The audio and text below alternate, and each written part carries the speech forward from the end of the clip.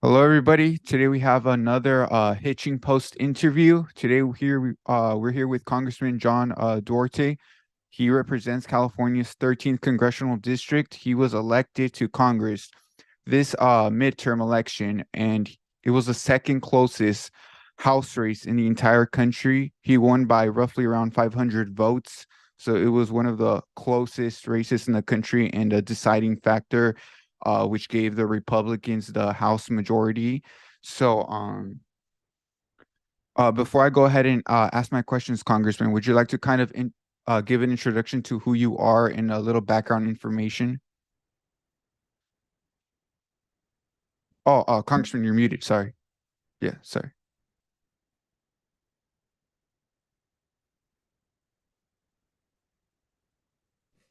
There we are. How's Yeah, that?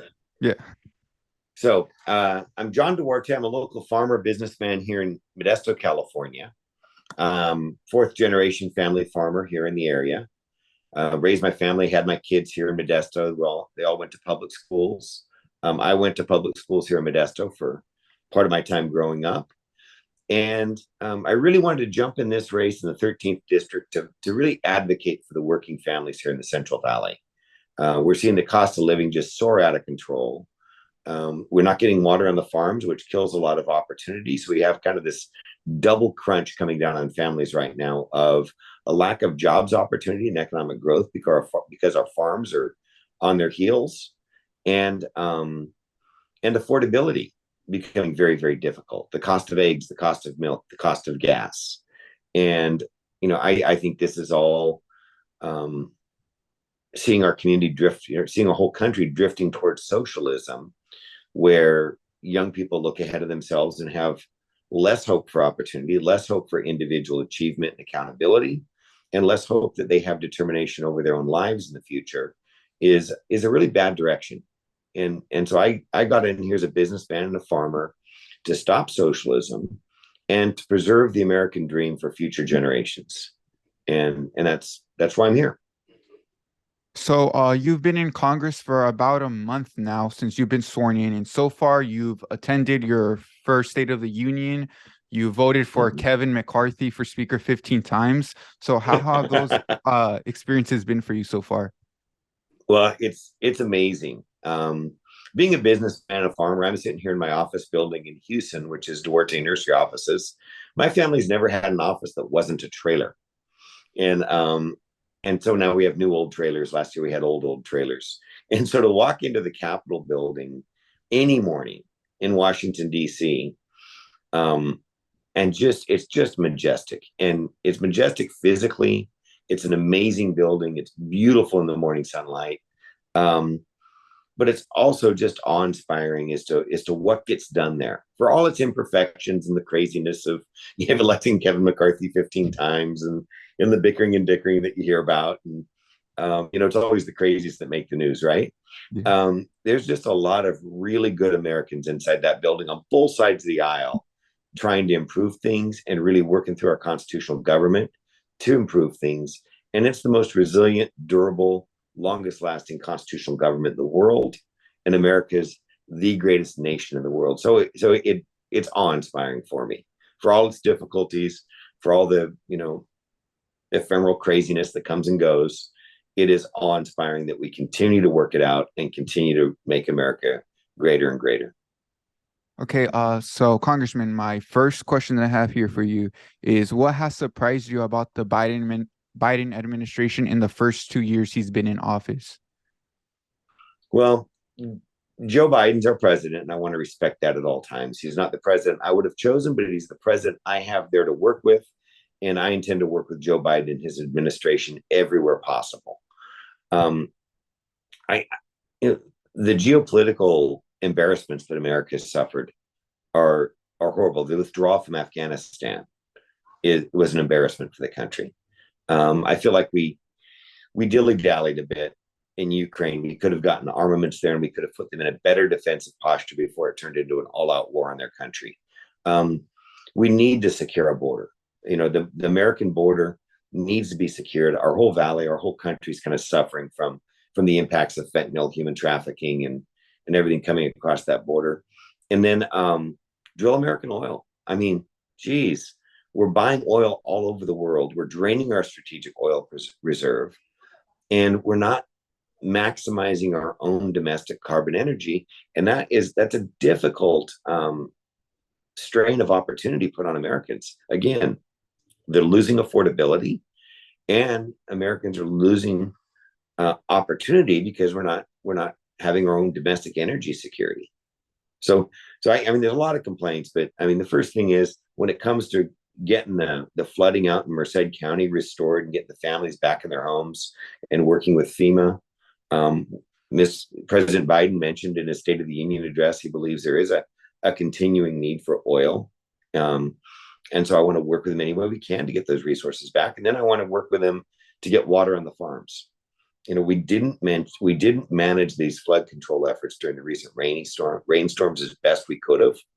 We had a lot of lost opportunity to harness those water resources for our communities all over California, and we've got to do better. So I'm hoping I can work with the administration and do better in many areas. So you began your career as a farmer. What made you make the switch from farming to politics? Well, it was my turn. I mean, luckily, fortunately, in America, we're blessed with this constitutional government where a farmer can raise up and say, I've got some ideas, I've got some energy, I want to make the personal commitment of my time and my attention to go serve in our constitutional government. And that's what the lower house of Congress is for. In parliamentary countries like Great Britain, they call it the House of Commons. It's the House of common folks. And I think a farmer businessman from Modesto, California is about as common as you can get. And I'm 56 years old. I feel like I go back with a world of experience, a stable family. My kids are, my youngest is 18, starting to leave home. I've been 33 years in business and working in the community, building my reputation, relationships in the community. And I really just felt that when I saw this seat get formed and felt that it was a seat that I could run in and win and serve well, because I understand it and I know the people in this district. I really felt it was a service I had a calling for. And so I'm back there doing it. I'm very thankful that I was elected. So, Congressman, how do you plan to address the rising national debt and ensure long-term financial stability for the country? Yeah, well, I'm glad you're asking that. As a young person, you should be worried. I was worried when I was your age, and it was I think an eighth of what it is now, maybe. The rising national debt is a huge problem, and we've got to decide what is important and what is and where we can limit government.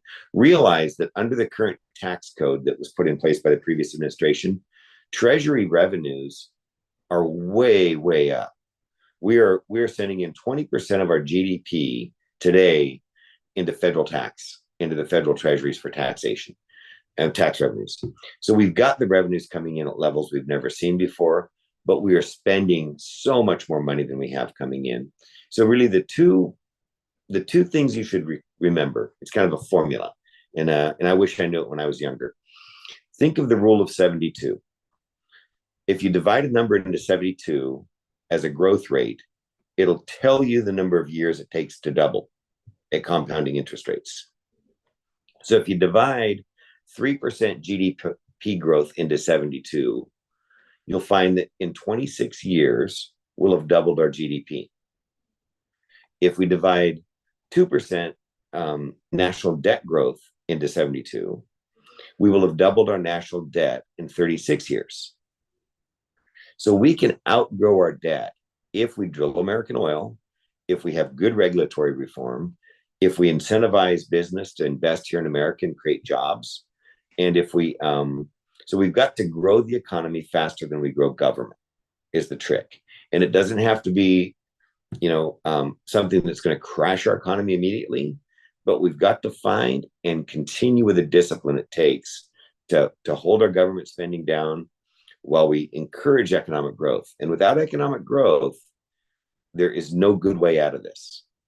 We have to have economic growth, and greatly that means, yes, we can talk about sustainable, energy, windmills and solar panels, and hopefully new generations of nuclear energy. But for now, if we do not have carbon energy fed into our economy abundantly, We will not grow our way out of the debt crisis that we're in. Yeah, so right now, the Democrats they want to raise the debt ceiling.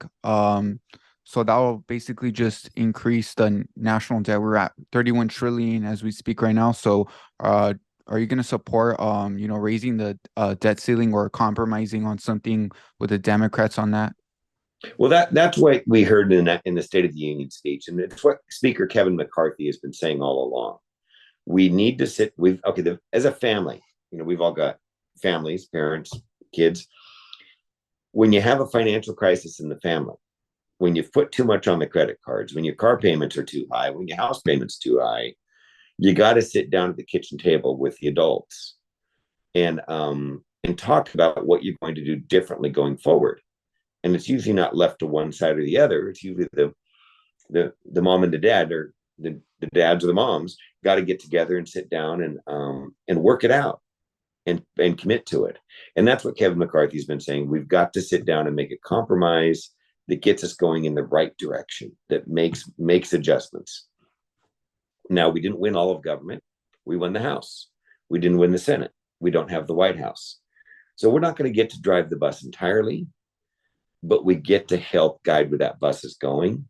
And I'm thankful that President Biden committed to that at his State of the Union address. A few weeks ago, it was, we're not going to compromise, just raise the debt limit. We've already spent the money. And Kevin McCarthy said, we are going to sit down, we are going to work this out together, and we are going to reach compromise. And so I'm going to be in support of a different balancing than what we're doing today. But I think all of us are going to go home and talk to voters and say, if you want more savings, if you want a stronger country and a more balanced budget in the future, vote for our party, vote for the Republicans. Democrats are going to make their appeal too. And American voters ultimately decide how this negotiation takes shape over the next, years. Yeah, so this is a question that I ask everyone who I interview. I've interviewed the California State Treasurer before and a few state legislators that serve on the California State Assembly and State Senate, but I've never asked this to someone who serves on the federal level, and you're also like the first Republican. So I don't know if your answer will differ from them, but what's your advice to high school students who want to get involved with the government or want to get involved with, politics? Go down, attend your county board of supervisors meeting, attend your city council meetings. When you have something to say, don't always have something to say. I mean, it's a long meeting already, but get up and speak a few times. Speak your mind. You'll find that that as you get experience doing that, you'll think more clearly about what it is, what position you want to take. So basically, what I'm saying is participate. When I was young, I joined the Young Farmers and Ranchers because I was in agriculture. That was a leadership development group in Farm Bureau that helped young farmers and rural kids kind of get their feet under them. I also, if you're in high school right now, look very closely at the Future Farmers of America program. Even if you're not in on a farm, even if you don't plan to work on a farm in the future, the Future Farmers of America, the FAA, the blue and gold jackets you see around some high schools, they've got parliamentary procedure activities. They've got extemporaneous speaking activities. They've got judging contests that have you kind of stand and deliver your analysis of an animal or a situation. They've got debate courses. The Future Farmers of America program, available in high schools, is really an used leadership development program that more kids from urban and suburban backgrounds should look to as a resource, because it's a very affirmative set of experiences. You stand and speak your mind. A lot of what you hear these days is about deconstructing each other's ideas and making it really hard to get your head around anything. The FAA encourages affirmative voicing of where you are on an issue, and then defense of your position through debate, parliamentary procedure, and speaking activities. So that is one of the best preparations I think young people have access to right now. So, what is your daily work week, or I mean your work week? What does your daily work routine look like as a member of the United States House of Representatives? Well, I've got an apartment that's 2 blocks from the Capitol building. So right there, I live just in the shadow of the Madison building of the Library of Congress. And so it's about a 5-minute walk for me to get to the Capitol or to my office in the Longworth building opposite the Capitol. And I'll get up about, I don't know, 5:30 or 6. I'll start reading all my hearing materials and testimonies for the day, the daily news. About 7:45, I'll leave the apartment and start walking over to my first meeting. It'll be a breakfast with one of my caucus groups, or it'll be a breakfast with a lobbyist, or with an informational breakfast. I had one with the Aspen Institute a week ago about domestic energy alternatives and National Environmental Policy Act reform, so we can actually build things again. And then from there, we'll go into a couple committee hearings. Now, when you're in a thin majority in Congress, the Republican Party wants to make sure we've got a majority on every congressional committee, usually by about 2 or 3 people, and then every subcommittee needs a majority.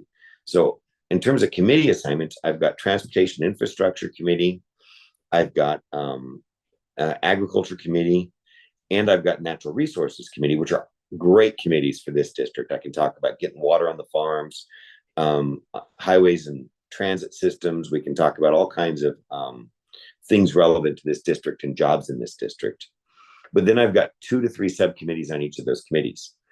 So right now, as a Republican freshman, I have just always 2 or 3 things to do through about 2 o'clock in the afternoon. From 8 to 2, I am just running. And then after that, there's usually a few more meetings in the office with some visitors, oftentimes groups from the district, hospital groups, school groups. I've met with teachers, all sorts of water districts, farm groups from the district in my office. Sit down, have a 15-minute talk with them, find out what's important to them, make sure that my staff is well engaged with what's important to the different interest groups that we're representing out here. And then usually there's a reception or a dinner or something that night that we go to. So they're long days, but there's a lot of support. We've got a staff back there. We've got each of the committees has its own staff in the Capitol, and we can get a lot done. And that busy day is well worth it. And I'm really loving it. It's an honor to be there. It's a lot of work, but it's work I signed myself up for when I ran for Congress. So you are a moderate member of the Republican Party, and as you know, when they were voting for Kevin McCarthy for Speaker, there was, like 12 or I believe 17 people that kept voting against him, and they kept voting against him, kept voting against him. So what problems do you see with the Republican Party, and what solutions do you have for your party to move forward and, stop? Because I feel like the public, we see a lot of division within the party, within the House. But Yeah. so what problems do you see, and like what solutions do you have to, fix kind of like this division that your party has? Well, first of all, I'm working in that party now, and we're on the floor every day together. We're in conference, which is where the Republicans meet, talk about their internal issues, in a private setting. And I'm not seeing that kind of craziness. It's like anything that makes the media, it's got to be kind of the most exciting, weirdest thing is what gets reported. But then all the boring stuff that's the usual day-to-day stuff where we're just getting down and doing our work and trying to come up with policies and legislation that makes sense, that doesn't get reported. We've passed a COVID is over bill since then. We've formed a committee to investigate China. We formed a committee to investigate the weaponization of the U.S. government on near unanimous votes within the Republican Party, and in some cases, some crossovers from the Democrat Party. So the Republican Party is working very well on its majority right now to start addressing some of the priorities of all the members of the party. So we're working great. I'm enjoying a lot of my Republican colleagues. I'm enjoying a lot of my Democrat colleagues. I'm making some friends across the aisle and making sure that we can work together, because I am a moderate. So that 15 votes to get Kevin in was something. And realize if you're from a very Republican district, now the district that I'm representing voted for Joe Biden by 11 points. It's not a Republican district. And so I'm going to be a moderate, and that's how I will continue to serve. If you're from a Republican district, your bigger risk is a primary where somebody runs against you as another Republican and takes you out. You've got some of these guys are in primaries with 6 or 11 people in them trying to take out. So don't underestimate the show business aspect of some of that anti-Kevin voting. There was a fair amount there. And eventually they came around once they'd stood the ground and demonstrated an independence that they needed to show their district. And now they're great. They're working in the party, and we're on all the committees, and we got stuff to do. So, you're going to be up for re-election in 2024 in 2 years. I know you want to focus on this term that you were just elected to a few months ago. But your district is like really, really Democrat. I voted for Joe Biden about 11% but at the same time, if you look at the Central Valley, you see other Republicans in super blue districts like Mike Garcia and David Valadao. So what steps are you going to take within the next 2 years to ensure that you want to get reelected again in 2024? What message do you plan to send to your constituents regarding that? Affordability and opportunity. It's what we ran on. It's what I continue to run on. We need to create abundance. If you put my whole campaign mantra into one word, Jose, it's abundance. And abundance is affordability. If we have abundant American energy, if we have abundant water on the farms, we produce abundant food, then the working families in this district will be able to afford a good living and have the opportunities they need to advance themselves in their lives. So I really want to stick with that. We need to get water on the farms. We need to drill American oil, and we need to get our cost of living under control. And as we do these things, we're going to create jobs and opportunity for this district also. And so I think what we're seeing is an appetite for working families to look at the Republican Party and say, you know what? I don't like $7 gas. I don't like $7 bacon. I don't like $7 dozen eggs. I want somebody who worries more about me than the size of a chicken cage. I want somebody who worries about abundance and affordability for me, and opportunity is very, very important. Realize the emerging middle class of China, the upper middle class of China, is getting to where it's bigger than the working number of working families in America. So if you're making wages day to day here in America, our global food system is going to ship food to where the money is. And we're actually seeing Americans today having a harder time keeping the produce, the protein, the diversity, and the nutrition on their dinner plate as they did 5 or 10 years ago. And that's a first time in America. We've always prided ourselves on affordability, improving our quality of life, improving our diet, the health aspects that come with that. And then you layer into that a scarcity energy policy. And I think the answers that the Republican Party and Republican candidates like myself are going to have for working families are going to be very attractive. And it's our job to talk about the common sense and to stay away from the craziness. We don't need the craziness. We need to just talk about common sense, economic abundance and affordability and opportunity. And I believe if we do that, we'll do quite well. Okay, well, I think that concludes the interview. I just want to say it was a pleasure speaking with you. Really a big honor for me to speak with the United States representative. I've been into politics and government since I was 12 years old. I'm 18 now, and I've always watched the news. And when I found out you won your election in November, I decided to reach out to you. And I'm just really thankful for your staff as well for setting this up. And, I really respect your dedication to serving your constituents in the 13th Congressional District. So, yeah, thank you again for your time. I really appreciate it. Thank you, Jose Toscano. Yeah. I appreciate your what you're doing here. And I'm very impressed with you as a young man, taking the initiative and having the poise, the polish, and the calm, level-headed approach and wanting to get involved. So congratulations to yourself. And it's been a pleasure and an honor to work with you, to meet with you today. Thank you so much. Take care. Take care. Bye.